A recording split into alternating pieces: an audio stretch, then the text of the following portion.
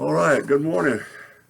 Good to be back with you today. I missed a couple of weeks because of surgery and things. I'm still recovering. Appreciate your prayers, the cards, and everything, the food. You've been so sweet. And I wish I had missed another one today because I was just telling Casey this is a tough lesson here in Song of Solomon, or Song of Songs as it's called.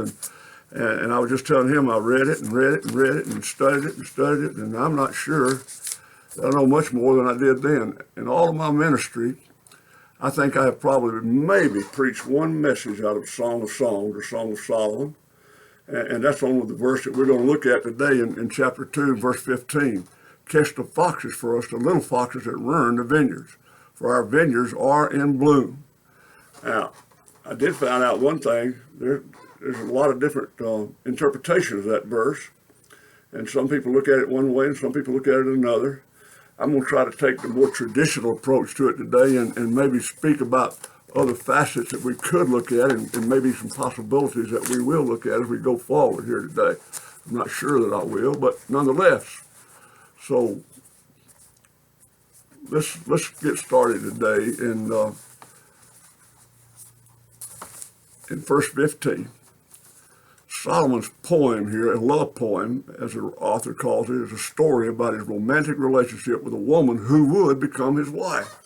Now there, I was a little tripped up there. I always thought they were already married at this point in time, and obviously I hadn't done enough study about it. Because like I say, I've asked preachers, and nobody knows much about this. Nobody has preached on it much or studied it much. And I went through my library and I found one book by a Chinese guy that's been very popular over the years called Song of Song by Watchman Nee. And he has a pretty good elaboration of this verse 15 here, and that we will look at from his stuff too. Now, when I preached this sermon many years ago, and I don't know if I even still have it in my sermon books, I preached more about the little foxes. Now, Watchman Nee says these little foxes are hindrances, and I agree with that. Whatever is a hindrance in your Christian life is a little fox. It may start off and you don't think much about it, but it grows into a more difficult thing to deal with.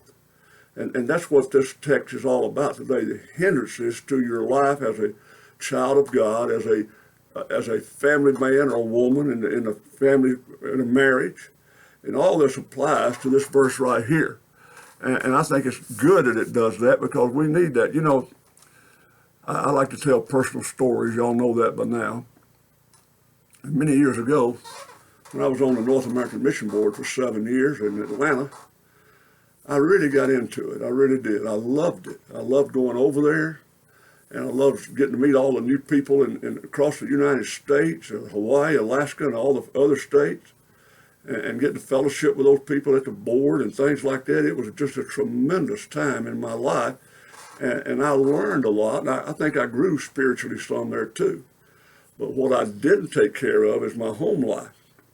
And I remember coming home one time, and I was gone an awful lot on that. Now, not weeks at a time, but, you know, I may go 2 or 3 days in 1 week out of a month, and I may go back and have to catch 1 or 2 days here, even as much as flying out to Albuquerque, New Mexico to have a meeting out there. And it was just all the time. You're either getting ready to go or just coming back. And I was always exhausted when I got back. I'd leave on Monday morning, come back Wednesday afternoon, time for church. And I just got so wrapped up in it, too, that I neglected my family. I'm ashamed to say that, but I did. I didn't realize it. And Mary called my hand on it. She said, you know, you care more about those people over there at the North American Mission Board than you do your own family. And boy, that pierced my heart, folks. I'm telling you it did, because I never dreamed that was going on. I didn't. I thought everything was fine in my relationship with Mary. And I didn't realize that I was hindering it. And the little fox was that I was more interested in what I was doing over at Atlanta than what I was doing in Tuscaloosa. And not spending enough time with the wife. Now, man, there are a lot of hindrances that get in your way in being faithful to your wife. I'm not talking about adultery. I'm talking about being faithful to care for them and love them and let them know that they are valuable to you. And you got to watch these little foxes like that, because they'll take over your life before you know it. And your marriage, and it will hinder your marriage. And that's the little foxes I think he's talking about right here. I think this is what he has reference to. Now, Little foxes are not going to destroy the vine. They're going to tear it up maybe, and they're going to, try to well, let's say weaken it because of the chewing on the roots and all of it. But they will not completely destroy it. But they will lessen its value to you, let's say. Now that's a good way I think to put our marriage today. Don't let anything lessen the value of your marriage. Now, when we've been married 40, 50 years and all those kind of things now, if we're blessed by God and live that long, we tend to just chill out, don't we? We don't get so upset about things, and we tend to pay more attention to one another, and we do more things together. That's a valuable thing for married folks to do. And Mary and I tried to practice when I was full-time minister to have a date night once a week. It was on Thursday night for us, and it became a well-known fact in the church for 30 years that was our date night. And unless there was a critical issue, some calamity come up and we had to deal with it, nothing interfered with that date night. Now, most of the time we would go out to have dinner somewhere, go to a movie maybe, but sometimes we just stay home and cook ourselves and just be there and just be with each other at night. And truth be told, I still enjoy that today. I am a homebody. When I come home in the afternoon and get on my what I call loungy clothes, pajamas, and get in my easy chair, I'm home and I'm happy. And I say to Mary often, it's been a good night tonight. Just sit here and watch the movies or watch something or read or whatever. And she always agrees with that. It's a time just to be together. It's not necessarily that we're going to have a developing conversation over some crisis in the world. It's just two of us there together enjoying one another's company. It's the same way as a Christian. I was telling Casey also a while ago, I got to Alabama Baptist yesterday. If you take that, there's an article in there about who will not be coming back to church after all this settles down. And there are 5 classes of people that it mentioned that would probably fall away from church. Now, I can't remember all of them, but it was a very interesting article. And when you get to Alabama Baptist, look over there, it's about the 2nd or 3rd page. You can read that article. And mostly it was like people on the edge of maybe leaving the church anyway, maybe going somewhere else.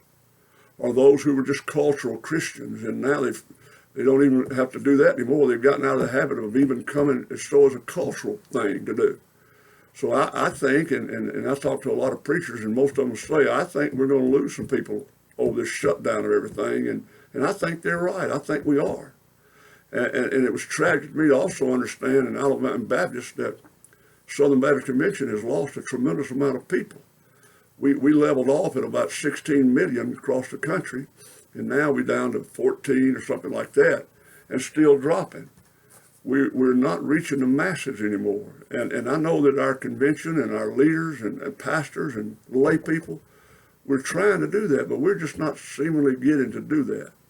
I'm not good at it. I confess I don't do as much of that as I used to do and should be still doing, and most of us could say that's true for us too. So I said all that to get back to this point here that preventive care is far better than trying to put it back together after it's broke, isn't it? Your health is far better if you try to prevent something happening than it is to fix it once something has happened to it. And little foxes will get in your way, folks. And your little fox may not be my little fox, but it's just a fox still. And I don't have any little foxes, but I think I still have a lot of squirrels. They're the doggonest, aggravatingest things I've ever seen. Just a glorified rat, that's all they are. And they'll eat you out of house and home and in your garden if you're not watching. Deer come in there and do the same thing. So I understand what he's talking about. The little foxes, like the squirrels or little foxes, will spoil the vines. Now, ask yourself this question right now as we begin this study. Are there foxes in your marriage? Are there hindrances in your marriage? Is your marriage less than you want it to be because you're letting hindrances get in the way of serving God? What about that? Are there hindrances, little hindrances maybe? And it burdens me as I look around our nation today and our world at how much people are hindered in their Christian life because of their desire to go do other things instead of being in the Lord's house on Sunday. And that bothers me. It's always bothered me. But it doesn't seem to bother those who do that. And they're good people. But that's a little fox that stands in the way of them being completely committed to Christ instead of being committed to something else and then Christ. Be careful, folks. Those little foxes are out there. Now, the wisest approach to interpreting this verse right here is with an understanding that God's people who live according to his wisdom protect their relationship with each other first. Now, that's just the wisdom of God. You've got to protect your marriage. You've got to protect your spouse. You've got to do that. Your home is a sacred place. And you can't let anyone else involve themselves in your home, because the first thing you know, your home will be torn apart if you do. And relationships become very necessary when we realize that there are predators out there that abound everywhere. Predators now. That's a tough term, but they're out there. The devil knows what can destroy your marriage. He knows just as well as you do how he can tempt you and your marriage will be weakened, if not destroyed. And it won't be any big thing like my spending more time in Atlanta than being attentive to my wife and family here at home at times. And then when I got off the Home Mission Board, the North American Mission Board, Mary said to me, she said, "You're going to miss that, aren't you?" And I said, "No, I'm not going to miss it because I'm tired. 7 years of traveling on that and taking care of a lot of issues. In 7 years that I was on the board, there was not 1 year that somebody in the Southern Baptist Convention in America didn't sue us for something. And there were those out there that would sue you over anything. And we'd have churches and people that would give us buildings. Well, we didn't want them, because you have a building, you got to have a liability on that building, because somebody go in there and there's nobody there but them. It's a vacant building, not being used, harm themselves, and you're liable for that not being protected. Always. But you know, we never lost a lawsuit. Never. And I thought, my goodness, people sue everything. And there were people who used to work for the board in a missionary position, and something happened in their life, and they lost that position, and they would sue us because of letting them go or something. It was terrible stuff like that all the time. And people criticizing, complaining the way we did things. And it's always something. And you know, I've never looked back on that with sadness that I did it. But neither have I looked back with sadness that I'm not doing it now, because I'm happy that I'm not doing it now. And 7 years is a long time to serve in a position like that. And so predators are out there. Small though they be, they can destroy your relationship with God. Now you remember that. It may be a relationship in your marriage as this was, or it could be a relationship with God himself. And that's even worse, if I may say so. I think I'm right. As far as have a difficult time in your marriage relationship, it's a lot more difficult to have a breakdown of relationship with God the Father. You just don't want that to happen. And these little foxes will destroy that. And so a wise Christian couple makes guarding their marriage a high priority. Now you have to remember that. And don't let anything interfere with protecting your marriage. Now there are those who, you know, I recall a man who married young, and about the normal age of getting married, 20s. And he farmed, and he'd be out there on his tractor planting fields or whatever he did all day long, come in at lunch, and there'd be 2 or 3 boys or young men in the house with his wife, and him out there working in the field. Now, that was wrong, folks. That may have been a little fox, but it got to be a big fox pretty quickly. And sure enough, it wasn't long before my friend was divorced from that lady. And I think it all came back to those men spending too much time with his wife. That should not happen. That's just not kosher. We just don't do that, you know. And I make it a practice. I don't go visit anybody if they're there by themselves, a wife. Now, there may be an example that I could think of, but I can't think of one where I have in a crisis or something. But it's just not a wise thing to do, because the appearance can be harmful to the marriage, if nothing else. And you don't want to do that. And I made some women mad at one time because I wouldn't come into their house when their husband was not there. I said, I'm just not going to do it. You know, I'd sit out there on the front porch, maybe on the doorstep, and talk to them a few minutes, something like that, but I would not go in that house, because that's a little fox that can spoil the nest. and people begin to think things are going on when it's not, and the husband becomes jealous and angry, and that'll cause you problems with God as well as the man himself. Now, the setting of this verse is springtime, my favorite time of the year, and probably yours too. The man in the poem invited a woman to join him on a visit to the vineyard. It was springtime, and you know, a vineyard smells good, and it looks good in the springtime. All the foliage is turning, the fruit is beginning to ripen, and it's a beautiful time to be out there. You know, I watch sometime on TV, and you see a lot of times these cherry bogs, or whatever they call them, cranberry bogs. And they're just so pretty when they start stirring them off the bottom, and all those red, beautiful fruits that float in there, and you get them up. It's a beautiful thing to see. And so springtime is a good time to go out where blooms are and maybe take a romantic stroll. Just you and your wife, or you and your girlfriend, and just enjoy one another. And so as they walked through this vineyard, they soaked in the beauty of the setting that the Lord had provided them. And I think that's beautiful. You know, I just think that's good. Now, when you get my age and you have broke down knees and things like that, your hips, whatever, you can't do much walking anymore. I can tell you right now, walking is limited then. And it's particularly for Mary and I both. And her predicament with both knees being operated on, and mine now with one being operated on, you just can't get out like you could when you were a kid and walk 10 miles if you wanted to and didn't have any repercussions from it. But then, in this particular instance, they could. They began to talk about their marriage. Can you imagine what was talking about? You know, there's several marriages taking place around in our life right now. Different people, friends, their relatives, and I have a couple of weddings coming up myself, and that's a joyful time for kids and young folks getting married. To think about, you know, a life together, and they want to talk about all those dreams they're going to have and how they're going to make them come to pass, and the fun in buying or building a first home and having children. And you talking about going crazy when they have that child. Man, they just go overboard. That's the prettiest child you've ever seen. I had a friend in seminary, and his first child was born while we were in seminary, and his wife was just overwhelmed with this child, and he came in to see the mother and the child, and she said, "Oh, Ronnie," she said, "isn't that the most beautiful girl you've ever seen?" He said, "Well, hon, I'm just going to be honest with you. No, she's ugly." He said she'd just been born, and she just didn't look good to him. Well, he ought not to have said that. I'm telling you, that caused that was a little fox that liked to eat the whole vine up right there. And he was just way off his rocker. He never made that mistake anymore with the next two children that come along, I guarantee you. And of course, that daughter turned out to be a beautiful girl, as they all do. And he was loving to her all her life, but he just made that statement.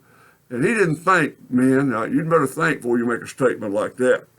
So it was a beautiful time, and they were talking about the coming marriage. And they were talking maybe about the little foxes that are there that could be in that marriage. Little animals that would sneak into the vineyard without anyone seeing them. Now they can do that. They're sneaky. Little foxes are sneaky. And once they invaded that vineyard, they would chew up the vines as well as the roots. Now the vines would grow back, but if you get the roots, you got nothing left. You may have a straggly few things up there. You're not going to produce any good fruit off of that. You know that, and I know that. And so they're talking about this and comparing it to what their marriage ought to be. And it's a beautiful symbol, or a metaphor, if you please, of what marriage ought to be like. It ought to be open and loving and caring and commitment to it, and don't let those little foxes get in the midst of your marriage. Now, the evidence of their destruction might go on unnoticed for a while. Just like my friend I was telling you about, whose wife spent so much time with those boys coming out there. First of all, they shouldn't have come. Second of all, she should have told them not to come. But neither of those things happened. It ruined the marriage. Now, at first, it may have not looked that uncomfortable or wrong, but I guarantee you that man didn't think it was right. It broke his heart. It hurt him, I'm sure, to see three grown men in the house with his wife. He's out there in the field plowing, working at the barn, whatever, cattle, whatever he was doing. He was out there every day, all day long. And here they are sitting up in the house doing whatever they did, enjoying one another's company. I'm not saying anything immoral took place. I'm just saying it was not right. It was a little fox that shouldn't have got in the nest, and it destroyed the vine. And so by the time it becomes obvious that something's wrong, you can't do anything about it then. It's way too late to try to settle it then. Now, you see what the farmer did in that is he tried to stay on guard and try to watch for these little foxes and capture them. And those little foxes can make tiny distractions in your marriage that you perhaps don't see at first, as I've said. But after a while, they may look harmless at first, but they become real dangerous to your marriage. And I've told people that before in their marriage. This is a thing that you ought to walk away from. You ought to get out of this habit of being gone all the time, and you have your hobbies, and you don't ever do anything with your wife. I'm speaking mostly to men because that's what I is. And I'm sure women have those things too, and some of them get caught up in this scrapbook stuff and things like that, and nothing wrong with any of that. But anything becomes wrong when it takes a place of what the priority ought to be in our life, and that's God, and then second of all, our home life, our marriage. And as you see here, you know, the emotional distance that's created by this kind of little fox is what the problem is. You may still be together physically. You may live in the same house, go to the same church, et cetera, but emotionally, you're getting more and more and more and more and more detached from one another. The things you used to do together, you don't do. You don't take those romantic walks. You don't go out to dinner anymore. You want to go out with your friends, and maybe she wants to go out with her friends for lunch or whatever. And you don't take time to nurture your marriage. And so many Christians don't take time to nurture their faith either, do they? And that's what's going on in the world today. And in little things will ruin your faith. You know, it could be a habit, something that you used to do, and it's coming back in your life again. Excuse me for scratching here this morning. I seem to be itching everywhere this morning. I'm not in bed of fleas or anything. I hadn't hardly been out. This is the second time I've been out of the house since I had surgery 2 weeks ago yesterday. And it's sure good to get out, even if it's come to teach a lesson on video. And I appreciate you hanging in there with us, and I appreciate Casey doing it. And I've enjoyed doing this, and I guess we're going to be doing it a while yet because we haven't got Sunday school figured out. So when blooms begin to come on your fruit, that's a warning to start looking for the little foxes. When you're blooming and you're doing good, you better watch out because that's when the little foxes are going to come in the vineyard. Now look at verse 16. My love is mine, and I am his. He feeds among the lilies. Notice how dedicated the soon-to-be husband and wife are to each other. And their devotion to one another shines through her declaration that she belongs to him and he belongs to her. That's the joy of a marriage relationship. You belong to each other. You don't belong to yourself. You belong to her, or she belongs to you. It's a oneness there. It's not a separateness. It's not two people. It's one. You just become one. And you know, the longer you're married, the more you know what the other's going to think, what the other's going to say and do, how they're going to react to things. You know that. Why? Because you have become one in Christ. And now you're one in the home. And so you just act like that person who is one to each other. But now, this doesn't provide the helpful instruction for believers on how to put the principle of mutual submission into practice. Boy, that's a hard thing. And it's been a real touchy subject in the last few years at Southern Baptist Convention about submission. And we look at it wrong. And so Paul gives us some examples and instruction about nurturing a healthy marriage relationship that centers on Christ. And his letter to the Colossian believers sheds valuable light on the need for Christ-centered marriages. Now, you would expect me to, excuse me to say this, but it's true. If your marriage is not Christ-centered, it's not going to be good. It's just not going to be good. It may not wind up in divorce or adultery, but it's just not going to be a good marriage as God wants us to be. And his letter to Ephesians, contains instructions on this important part in marriage that goes into greater detail. And look, you can look it up, Ephesians 5:21 through 33. In the letter there, he induced the principle of mutual submission as a directive that should be taken seriously by believers in our relationships. We ought to have a relationship with our family, with our spouse, that's par excellence, and it's submissive on both sides of the aisle there. You know, you ladies You ladies aggravate me sometimes. You wouldn't think so. I know. You wouldn't think I'd ever get aggravated. But I'll ask my wife, where do you want to go eat tonight? And we've been married a long time, and I don't think I could count on one hand the time she said, well, let's go eat Chinese, or let's go eat Mexican, or let's go eat a steak. She said, I don't care, whatever you want to do. That's what she says all the time. Now, if you see me Sunday, if you tell me that goes on in your marriage too, that your wives won't say what you want to go eat, and then later you may say, well, I wish I really wanted to go do that. I said, you should have told me. I was open to going anywhere. But so many times, that's a submissiveness on their part. I don't know, I can't explain that, but I think it's the way God made women, to let the men make choices many times that could be shared, but they don't do that. And so the woman's declaration in verse 16 expresses in anticipation of an intimacy after the wedding. So he says, she is mine and I am hers. Mutual submission, totally complete submission. And that's the way it's got to be with us. I'm looking at the time, I don't want to go over. Now, in verse 17, the woman goes on, and they're building trust now. And the trust is saying, I'm his and he is mine. We're submitted to each other. We're going to guard our marriage, et cetera, et cetera. Now look at verse 17. Until the day breaks and the shadows flee, turn around, my love, and be like a gazelle or a young stag on the divided mountains.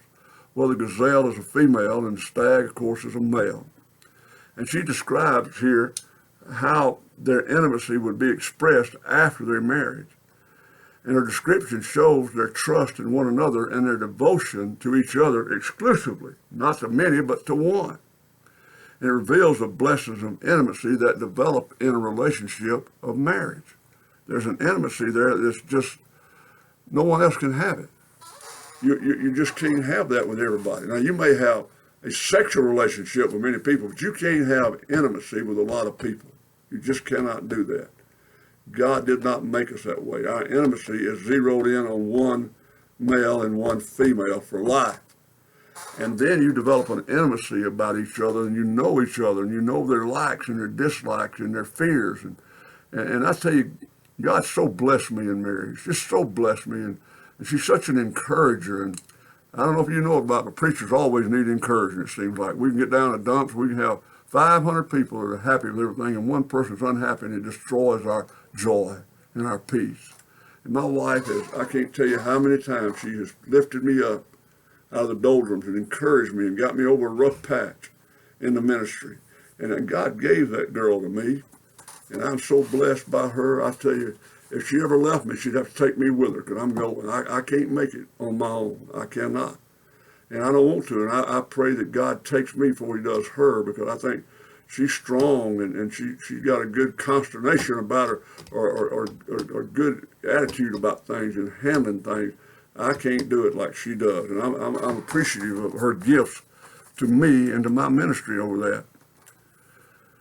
Now, her desire for him has been tempered. They desire each other in the most intimate way, but they don't give in to their passions yet. Now, I don't know how many people I have married over the years that do.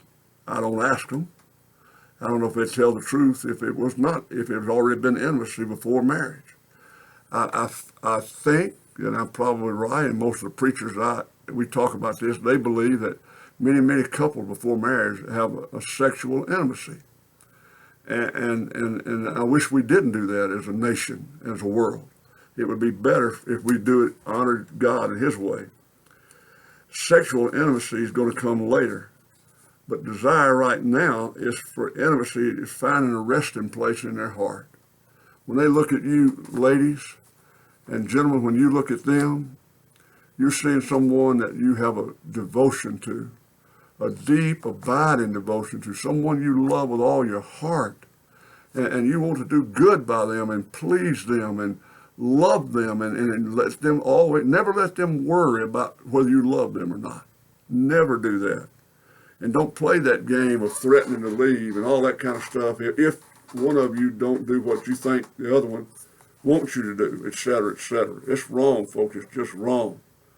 Now, God's people in Solomon's day looked at animals and they said, He's talking about the stag here and the gazelle.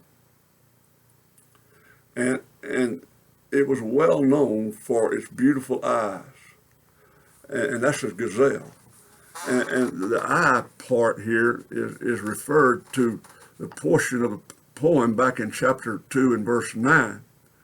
The young stag portrays a man who is passionate about the intimacy and wants to share that with this woman. In turn, she reflects her desire for intimacy with the man by referring to him as her love, period. Now, you know, we use the word love in many different connotations, don't we? Oh, I love you. And we mean it. You know, we Baptists say it all the time, I love you. But we don't love them like we love our spouse. That's a special love there, isn't it? A very special love. And I try to emphasize that in a wedding to those people that they've joined hands and hearts now, and they're committed to one another. They have said, yes, I am committed to her, and she says, yes, I am committed to him and no one else. And that's the way it has to be. You know, the divided mountains, probably a reference to actual mountain ranges. And that's what he's talking about there. Now, let's look at the verses 1 through 4 of chapter 3. And we're getting close to the time I want to quit, and about 40 minutes into it here in about 9 minutes. So I'm about to wrap it up. In my bed at night, I sought the one I love. I sought him, but did not find him. I will arise now and go about the city, through the streets and the plazas. I will seek the one I love. I sought him, but did not find him. The guards who go about the city found me. I asked them, have you seen the one I love? I just passed him when I found the one I loved. I held on to him and would not let him go until I brought him to my mother's house, to the chamber of the one who conceived me. Now, it seems as though that this woman is having a dream. And she wakes up from that dream and she senses that her love is gone from her. And she doesn't know where he's at, and she wants to find him. And she's trying to rest, but this dream has disturbed her, and she's all alone, and she misses how terribly her loneliness gives way to an ignorance to go out and search for him, and that's what she did. She got the guards out searching for him. Everybody was searching for her future husband. And in the middle of the night, she goes searching, and she makes her way down every street in the hopes that that's where he's going to be. And every turn, she's searching him for him. Now, her motivation, what was it for taking on such a enormous task over a vast area of the city? One key word, we've said it over and over, love. She loved the man so much, she wanted to find him. I guarantee you, if you went missing tonight in Tuscaloosa, Alabama, your wife or your husband would call 911. They would call your relatives. They would call the neighbors. They would call those you work with. They would call anyone and everybody and involve anyone they can to help to see what's happened to you. I saw on Facebook a couple of weeks ago a young man who disappeared. She said, his wife said, he didn't come home tonight. We don't know where he's at. And the problem is this young man has had a habit of getting on drugs, and he's been doing so good. He came through our Celebrate Recovery here at the church, and we've all been so proud of him. And a day or two later, he was back home, and I pray that if he got off on drugs, he got back off of them again. If he got on them, I hope he got off of them again. But his wife was frantic. And so would our spouse be if we just disappeared. Now, this was all a dream to her, but it was a dream that was as real as you and I sitting here looking at each other as we're teaching this lesson here today. And she wanted to find him. And so the guards found her, and maybe that she got lost herself, but she finally found him. And all this caused her to lose a sense of sound judgment in going out and looking for him. But finally she found him, and now having found him, she had to make an important choice. Now listen to this. She doesn't want to be foolish, but she doesn't want to lose him again either. So she decides that she would never let him go away from her again. Not having him in her life would not be an option. But pay close attention now to the fact that she doesn't take him back to her bedroom. Now, some people say, well, she took him to the bedroom or her own bed. No, She took him to her mother's room where she was conceived, but not to her bedroom. And she's not going to give in to her eagerness to be sexually intimate with him. That kind of intimacy comes after marriage. And so now let's look at verse 5 and we'll close chapter 3. Young women of Jerusalem, I charge you by the gazelles and the wild does of the field, do not stir up or awaken love until the appropriate time. Now she turned her attention now to all the young women. She's an old hat at being in love now, so to speak. You know how those who are in love, how they just drive you crazy. Oh, it's such a wonderful, our love is so special. And I don't believe anybody has a love like that. Well, of course they do, but you don't believe that. And I didn't believe that when Mary and I got married, and nobody else does. Ours is special love. And that's the way it should be. Bless your heart if that's the way you felt it sometime, and I hope still do. Now, the reference to the gazelles and the wild does brings to mind the innate sexual desire that exists in all males and females. It's just there. God planted it in us. And so she presents here a serious warning about stirring up that love, that sexual intimacy before marriage. And restraint must be practiced until the time is right. The only right time is after a wedding. Well, I'll say it again, this was a very, very hard text for me today. I hope that some things I said today encouraged you in your walk with God, that you will put him first and serve him faithfully. Let's pray. Father, thank you for this day, and thank you for your word. Help us, Lord, to put our marriages first, our home life first, after you and our love for you and our relationship to you, Father. In Christ's name we pray. Amen.